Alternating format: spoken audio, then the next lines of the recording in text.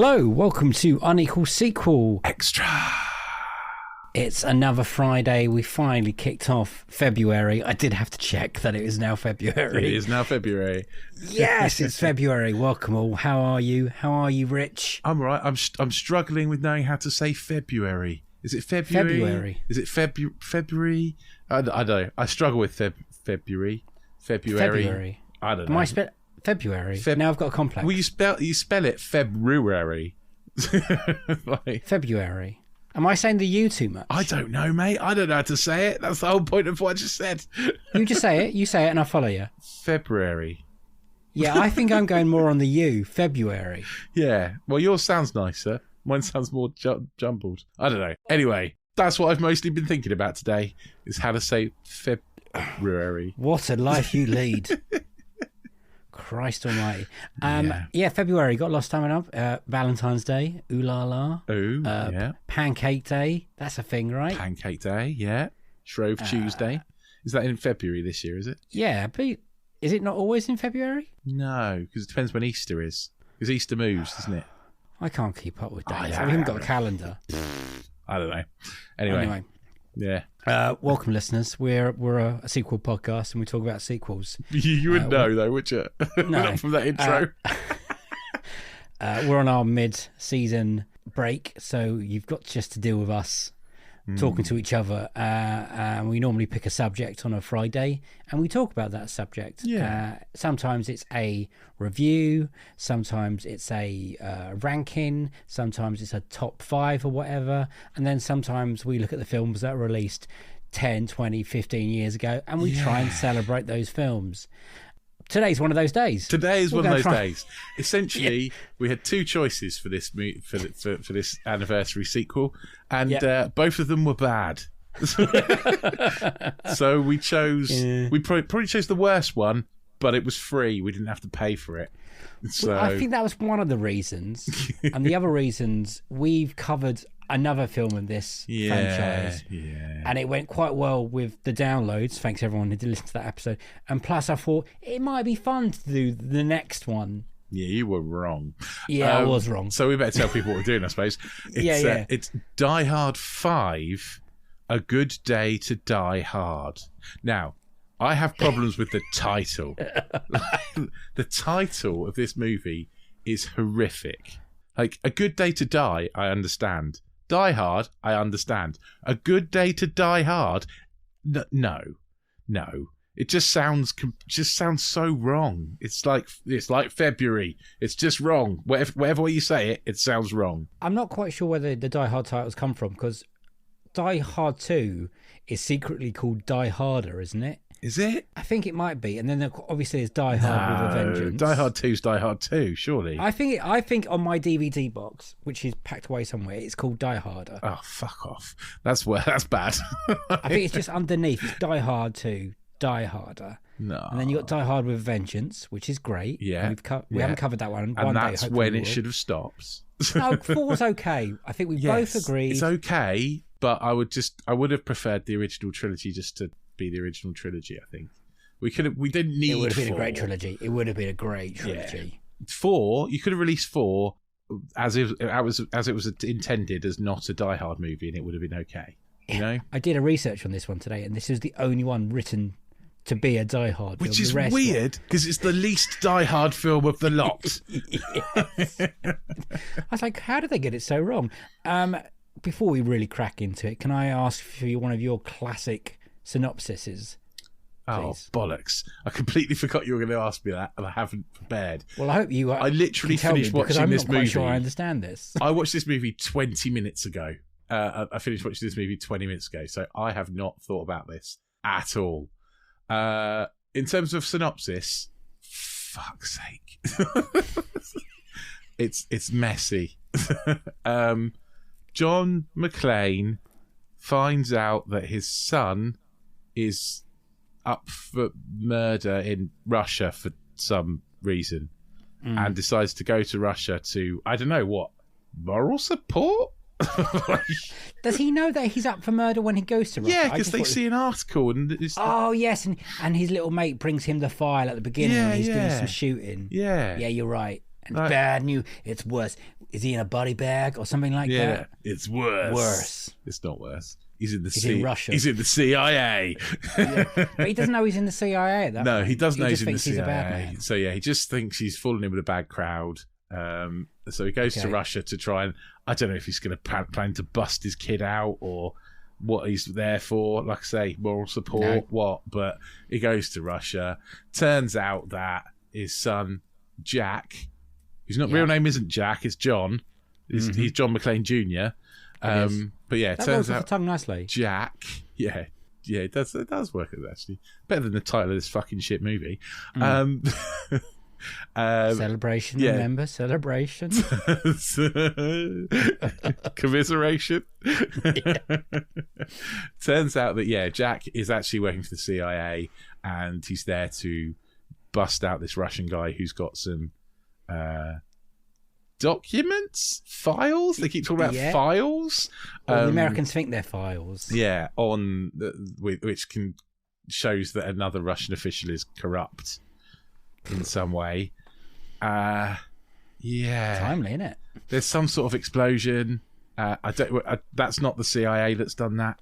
There's another group, and then this guy's daughter's involved in. I'm lost now. Yeah, By this I'm not point, gonna lie. I had one eye on it today and one eye because I've watched this quite a few times, and I've never really sat down and thought, what is the plot of this movie? What is the bad guys trying to achieve? Essentially, from what I gather from this movie, if John McClane doesn't bother going to Russia at all, everything is fine. Yes. Because the son gets the guy, takes him to the CIA. He somehow double crosses the CIA because and whatever happens. But basically, John McClane gets in the way, and so his son can't get to the airplane. So to get the guy, like, I don't know. There's no file that doesn't exist, so it's a fake MacGuffin. And I don't know. There's that scene when John McClane literally says to the bad guys, "We're over here, we're over here." Yeah. And he's trying to get his son's attention. And his son was about to make a really clever getaway, quietly away. It was going to be fine. Like, secret truck, you never know. It looks like a telecom truck. There's loads of them around. You'll never know which one he's in. And then there's old Bruce just shouting. Yeah. I was like, he's just messed up a whole You're load 100% correct. Stuff. Yeah. Like, if it would have got a lot better if he hadn't bothered going to Russia, to be honest. I was like, stop sticking your nose in where it's not wanted, old man. I don't understand how that old man's plan would have worked without the Bruce Willis interception, though, either, because he needed to get away from the CIA a little bit to get his daughter and then get to fucking Chernobyl. Which also... They drive to, by the way. They drive to from Moscow. Like 20 minutes. But bearing in mind that Chernobyl's in Ukraine, which is a completely different country. It's a long, and Russia is big. Looking at a map, it's a big place. I'm gonna check how long. It takes to drive from central Moscow to Chernobyl to get the weapon grade plutonium, or was it uranium? That was the essentially what they were trying to get at the end. Uranium, yeah. Because one Russian double crossed another Russian many years ago, put one Russian into prison, and then this Russian, who everyone thought was good, turns out to be bad, and the old die-hardy switcheroo thing. So driving from Moscow to Chernobyl, where you have to drive through Belarus, which is another country, takes 12 hours. Well, that was quickly done in this movie, which we should all praise and salute that it was only 91 minutes long. And that's because I think they forgot to film half of it. You could watch this movie 10 times on the trip from Moscow to Chernobyl. Do you know it? To be fair to it, and this is a celebration part now, it does kick off pretty quickly and carry on for like why it's 45 so short? Minutes. It's because they had to. Because they didn't film half of it. Well, no, they had to cut out half an hour of it because to get it to be to have a 12A rating. Fucking hell! But he still does say "Yippee-ki-yay, motherfucker." He did in the version I watched today. He says "Yippee-ki-yay," and then it cuts away. I liked the slogan of this film: "Yippee-ki-yay, mother Russia." That's fucking awful as well. Come on! It's great. I think, Bruce Willis is still being a little bit John McClane. He is still ultra bulletproof in this one. He's now gone to the next level. He's now just a complete fucking superhero, which just puts the whole idea of John McClane in the bin, doesn't it? Really, that he's just a regular cop. Yeah. And we've discussed this. It works because Die Hard films should be set in probably one location, definitely in America. It makes it. Being in Russia does not help this movie at all. Do you know what this doesn't have? That all the 4 Die Hard movies that come before it have a clever fish out of water sidekick. For John McClane. Like, yes, well, you got the son. His who son, has no chemistry with. If his son he has no chemistry with. It's like they've never met. But also, it's just a slightly younger version of John McClane. Like, do you not think that's quite good casting though? They look alike. Yeah, they do look alike. It is reasonably good casting. You don't like Jay Courtney, do you? It's all down to this movie. Oh right, okay. It's because of this movie, pretty much. And I've always, I really, really don't enjoy Jay Courtney's performances, and I hate it so much because it ruined Die Hard for a while. I was so bigged into this film when it released in.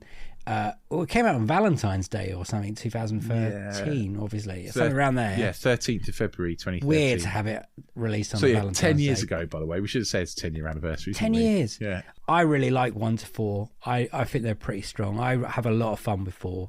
And then 5 comes along. I was like, oh, brilliant. It's Bruce Willis again. Big guns. The trailer is not bad. It's quite good. It's got the helicopter stuff in it. There's lots of explosions. All the good bits are in the trailer, right? All the good bits in the trailer. Well, the trailer's nearly a quarter of the film length. There's a couple of zingers. I was like, oh, this is gonna be great. And then I watched it and I was like, wow, this is not a Die Hard film. There's so much missing with it. The action sequences are all the director John Moore wanted to film them all handheld, and that is a mess because it never kind of holds still. The editing is atrocious. The ADR is embarrassing for lots of this. Yeah, you're right. It is. Yeah. It feels like a film that's kind of been taken away from someone, and then again, a studio just tried to dismantle it to make it a 12A. And it's like someone watched 24 and went, "Oh, we can turn that into a Die Hard movie." Did you read the 24 rumor of this by any chance? No, I didn't. No. Originally, it might have been called Die Hard 24/7. And there was rumours going around that it was a Die Hard / 24 combo. So it would have had Jack Bauer and John McClane. It's shot very shot very much like 24, with that not as good as handheld shaky camera. But yeah, nowhere near as good. I looked up things that John Moore, the director, has done. Like the other movie, there are not many. Let's not lie about them. I stand behind Enemy Lines. I think it's an okay film. Behind Enemy Lines is his best movie by a long stretch, and that is okay at best. He had the Max Payne film in his hands, which was an incredible game. This whole bullet time game, really, really fucking effortlessly cool. That movie stinks. So boring. He did the remake of The Omen that everyone hated as well. Yeah, I've not seen it myself, but I remember everyone absolutely hating it. That one got at least made a profit, I read. But and I think he's critically given up now. I think this movie was his last movie. Ouch. So yeah, he's Irish. He's an Irish guy. John Moore, yeah. And yeah, he looks like one of the hairy bikers. So he looks like you. Yeah, so basically he looks a bit like me, yeah. But a lot shorter. Like me. Yeah, he's a cross between me and you because he's ginger as well. Brilliant. Yeah, it doesn't. I think you should give Die Hard to well-established directors because one, you have to deal with Bruce Willis, and if you're not a seasoned director, strong enough director, he's going to walk all over. He's quite famously walks all over his directors. Like, it's his way or or no way. Pretty much. I've had to wait hours once for a Bruce Willis ADR session at my old job. He just went for dinner and we all had to sit around and wait for him to come back. Wow, it was quite an experience. Just, is Bruce back yet? No, he's just gone. But now we won't get any more. I shouldn't slag off Bruce Willis because it's sad his physical condition. But I do wish he went out with a bit of a bang instead of this one. Instead of a whimper. the bad guy is not very good. I'm not even quite sure who the bad guy is for most of the film. No, me neither. There's nothing particularly clever about it. You know, like there's. I don't know. It tries to be clever and it misses the mark completely. Well, most of the diehards, they're trying to say, "Hey, we're going for terrorists and we want something or other," but really, it's always about the money. Yeah, and it is. And this kind is of like this in this one, as far as I understand. Sort of, but they're also still sort of terrorists. Like they want weapons grade uranium. But I think they plan to sell the weapon grade. Well, yeah, probably. But who are they going to sell it to? I don't know. Oh dear! I don't understand how they put that plan together, because he's been in prison, and then this guy's daughter turns up, sexy daughter. Yeah, overly. Which at one point very I thought much they were going to make overly sexy daughter. Do you not think? Is she a sexy lamp? Can you classify? Oh it? yeah, I would say so. Yeah. Yeah. There's a bit in the motorbike at the beginning, and she gets changed. Yeah, like. And that goes on for about 3 minutes. That's pointless as well, isn't it? It's like we get it. No, we get it. You have boobs. I like boobs. Don't get me wrong, but this is congratulations. Yeah, great. A deadly sexy Russian. We've never seen one of them before. Can we have some story now, please? Well, they spend 5 minutes in a taxi between Bruce Willis and the cab driver singing Frank Sinatra songs. That's true. I'm just listening. I'm like, this is wasting time. I'm checking the time. It's 90 minutes long. The taxi driver is like, oh, you may as well get out and walk, to be honest. I'm like, you know what told us 5 minutes ago about the song? Christ. I do think that car chase is pretty good, though, through the centre of Moscow. But again, like, surely Bruce Willis has killed about 20 innocent commuters. He's crushed some people in that Land Rover. Yeah. He's just absolutely lots of people children to death, basically, isn't he? Because he's driven over the backs of everybody's cars. He does say sorry, though. Does he? Oh, well, that's all right then. He does look back and say sorry. He's driven a G-Wagon over my child's face. But yeah, you said sorry. It's fine. Bloody Americans. It's like, and it's the whole thing. It's so ridiculously arrogant as well, isn't it? Like, it's just like, we're going to Moscow to kick all the bad guys' asses, because that's where all the bad guys are in other countries. There's no bad guys in America anymore. Let's go. They did America in the fourth one. They've done America in all of them. They've all been in America. I know they've had foreign accents. I know they've been German and stuff, haven't they? But like, well, yeah, just three out of the 5 films have been foreign bad guys. Yeah, so but at least they're in America. Simon Gruber. Yeah, and this guy, which I can't even remember his name. Which his name is Komarov. Yeah. Played by Sebastian Koch. Is it Koch or is it Cock? Koch. No, Koch. Anyway. Could be Cock. Cole Hauser's in it for about 3 seconds. Yep, I was like, oh, hello. He normally does a good bait and switch kind of stick to the rules kind of bad guy. But no, he's dead after 3 seconds. Who else is in there that I recognised who was in it for about 3 seconds? Oh, the guy that you mentioned at the firing range. What's his name? Amory Nolosco, wasn't he? Is he the guy out of Prison Break? I think so. I recognise him, definitely. Yeah. Yeah, Prison Break. He's Fernando in Prison Break, isn't he? He's in Transformers as well. Yes. But yeah, he's in it for about all of like a second.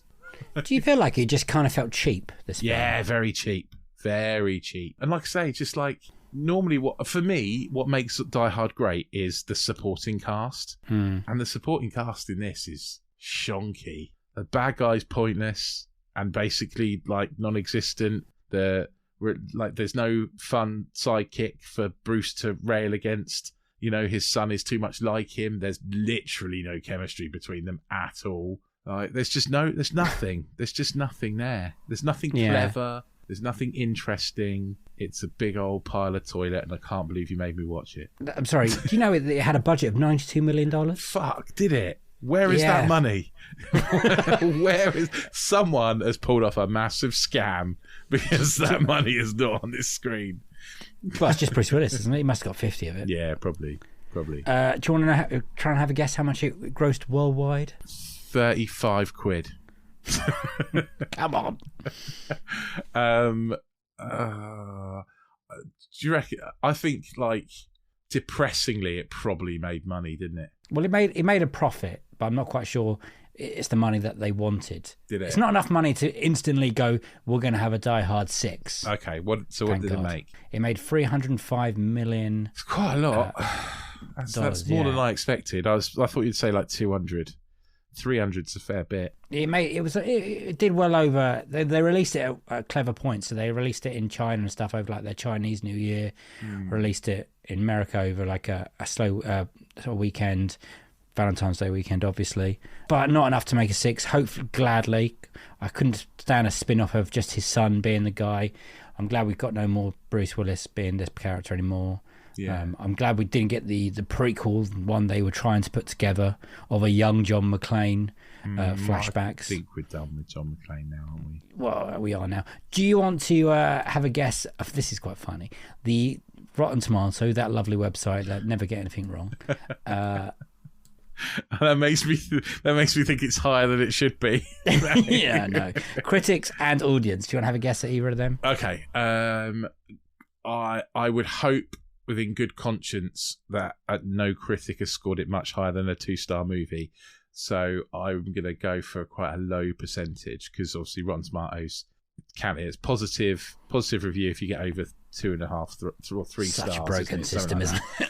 Anyway, I don't think this could possibly be more than the 2-star movie for most people. So I'm going to say 25%. Okay. 15%. Oh, I'm actually not surprised. Critic score. Yeah. I'm not surprised either. What I think is that the audience score will be much higher, because people like big explosions, essentially. So I reckon it'll be about the 50% for the audience score. 40% for the audience score. 40%, still too high. Still too high. I think that's a very generous sort of like, oh, there was nothing else on. There's a half decent car chase. There's an explosion. There's a couple of helicopters crash in kind of the same way. Weirdly, I hate the helicopter bit as well. It's like the end. I really don't like it. I don't know why. Was it the slow mo dropping bit? I think it's the slow mo dropping bit. Yeah, I think you're right.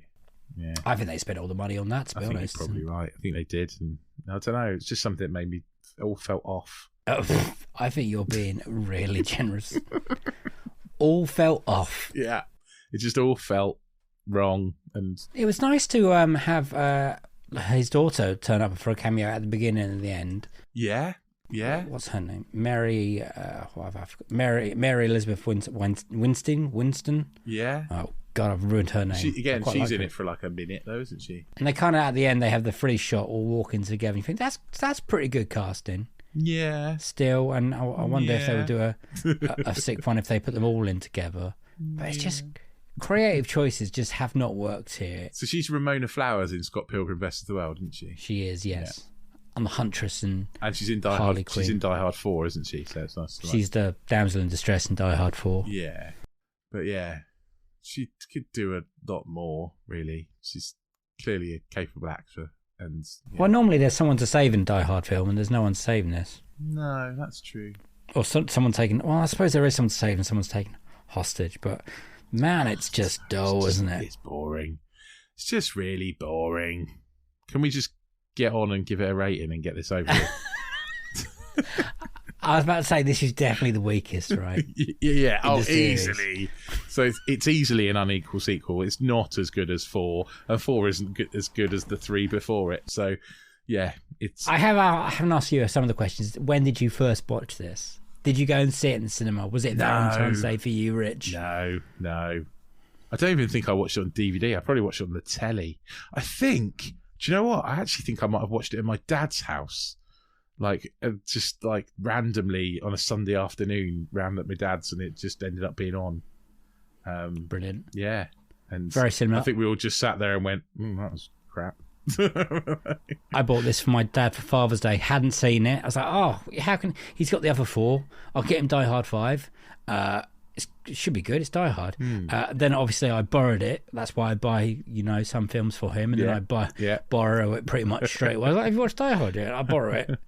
And then I was like, oh fuck, sorry about buying you Die Hard 5. I've got the other 4, but I don't have this one. No. Why would you? You know, I won't. I like box sets, but this is one you're like, guys, you can just leave this one out. This is like the Kingdom of the Crystal Skull for Indiana Jones. We just don't talk about it. It doesn't exist. Do you feel like Bruce Willis is still John McClane? I know the bulletproof stuff, but he's still... I mean, I liked the joke when his son breaks his phone. He's like, I've still got 2 years. 2-year contract on that, yeah. There are a few little jokes that are John McClane-isms, but there's not enough. There's just not enough. There's not enough like killing a bad guy and then saying something funny about it. Yeah, like there isn't any of that stuff. It's more saying stuff to his son, isn't it? Really, like which doesn't work. Most of it, he looks confused. It's like, do you want a hug? No, we're not that kind of family. No, you're right, we're not. Like this, it's not like yeah. He's never in control. Funny. Normally, has his wits about. In this one, he looks. I know he's in Russia and no one speaks the language he's speaking. He looks confused. He looks confused and he looks old. He does look a bit old, but he's still shooting and looks punching. Like a frail old man who happens to be bulletproof somehow. The posters, he looks fucking cool on the poster. Yeah. Jay Courtney, I'm going to start forgiving him, I reckon. Are you? Okay. I can't actually think of any other films he's done. I know Suicide Squad, I don't like, obviously. He's in that Kaleidoscope thing that we talked about, the Netflix thing. And he's reasonably okay in that. Oh, I know why I hate him also. The Terminator Genesis one as well. Yeah, he's in that, isn't he? Yeah, he's Kyle Reese, isn't he? He is. He came out with a few films I truly hate. Yeah. And Jack Reacher, he's the bad guy in the first Jack Reacher film, I think, as well. And it's just not really competition for Tom Cruise. No. Hopefully he's got a new agent now. Fingers crossed. He was actually Australian in the Kaleidoscope thing, which because he's Australian, isn't he? He is. Yeah, he is. So he wasn't trying to put on an American accent. So I do think he's bad in this film, though. Yeah, he is bad in this film. Yeah. Oh, John, McClane. Yeah. Stop calling him McClane. Just call him John. Dad. You. Just calling him by your second name, which is your second name. It's just fucking weird. Yeah, weird. It doesn't work. We get it. He's John McClane. We know he's John McClane. You know he's John McClane. No one else needs to know he's called John McClane. It's like he's telling the terrorist, McClane. Yeah. You may have heard of him before. McClane. He's not talking to the terrorists. He's talking to the audience. Yeah. He may as well turn to the camera and go, get out of this guy. That's John McClane. We've watched the 4 other films. Have you? I don't think you have. Okay, right. Come on, let's wrap this up. I don't want to talk about this horrible movie anymore. Wonderful. Unequal sequel, yes or no? And what would you rate it? I'm going to have guesses. Yes, it's an unequal sequel. Yeah. Because it's just not as good as 4. And I'm going to give it half a star for the explosions. Basically. Yeah. That's it. And for being short. It's 45 minutes less than Die Hard 1 or something, I think. I could watch Die Hard 1 over and over again. Yeah, I do every year. Christmas. Yeah, definitely. I would quite happily never watch this ever again. Yeah. I know a few people have mentioned it in like disappointing sequels. I'm surprised no one's picked this as their worst sequel. No, that's got to come. Yeah. And we've watched it now, Rich, so we don't have to watch it again. We can really... That's got to come. So is it half a star for you as well? I think so. Yeah. I think if Die Hard's like 5, like it's original high. Die Hard is a 6.5 for me. Yeah. Out of 7. Oh, sorry. Yeah, because I'll be out of 7. Die Hard 2, I would probably push to a 4.5. Yeah. 3, I'd go up again. Yeah, I'd probably go full on 7 third for 3. One, yeah, the third is incredible. Mainly because of him and Samuel Jackson. And then 4, I'd go back down to 4, 3.5. Yeah. It loses its way at the end. It goes a bit mental. There's a lot of good stuff in there. This one, it just goes, woo, fuck everything. I'm going to lose my shit. Yeah. 1, half. Half. It's not as good as a 1. Doesn't get a 1 star as far as I'm concerned. It's half a star. Yeah. Do you want to see the lovely people out? Yeah, we probably should do. You know, if you want to give this podcast a nice shiny star rating, we've just given it this half a star. Hopefully, you give us 5 stars. You can do that on Apple Podcasts. You can also write us a review. And if Apple isn't your pod player of choice, just give us a little tick or a heart or whatever it is that you get on your pod player. It really helps other people find the podcast. Tell your friends about it. If you know somebody who loves movies, let them know about this podcast. We really appreciate it. Get yourself over onto social media to talk about it. We're on Twitter at Unequal Sequel, and we're also on Instagram at Unequal Sequel as well. Or you can send us an email. We are unequalsequel@hotmail.com. Tell us what you thought of Die Hard 5. Are we way off? Is it is your favourite Die Hard? I sincerely hope that nobody listening to this is their favourite Die Hard. But hey, you never know. Could be. So yeah, let us know. While you're there, click the little subscribe button, click the auto download button, or drop into your pod player of choice every single week. If you want even more content from us, if you really love us, head over to anotherslice.com/unequal sequel, and you can pay $2.99 a month for our subscription service, which has sequels to all of our interview episodes and also extra little tidbits for you from us. Yeah, I was trying to find a positive review on IMDb to finish this off with, but I've got nothing. Literally, you got nothing. It's just like one and rubbish. Not even funny. A good day to forget that this movie existed. This just felt tired from beginning to end. Wow. Oh, this is a good one. A Good Day to Die had some good moments. That's it. There's the positive. That's the positive. Had some good moments. Crikey. Brilliant. Yeah, thank you all for listening. Thank you for reaching out and just saying we're doing a good job. That's always nice when people tell us that. Thank you. Thank you for listening to Another Slices. You're my favourite people. We've got some exciting stuff coming up on that I'm about to annoy Rich with. Oh. Yeah, I know. And yeah, I've got nothing else to say. Got anything else to say, Rich? No, mate. All done. Looking forward to finding out what this exciting stuff is. We got some things in the. We've got exciting stuff. Yeah, we had some ideas. Cool. Looking forward to it. Now we have to get them out of our heads and onto the microphones. So it's a goodbye from me, bye-bye, and a goodbye from him. Bye! See you next week, which will be the sequel to this week. No, I fucked it up again. I was almost good. See you on the next episode, which is the sequel to this episode. Yeah! Bye-bye. Nailed it. Yes. It's great to have a catchphrase. It'd be better if I could remember it.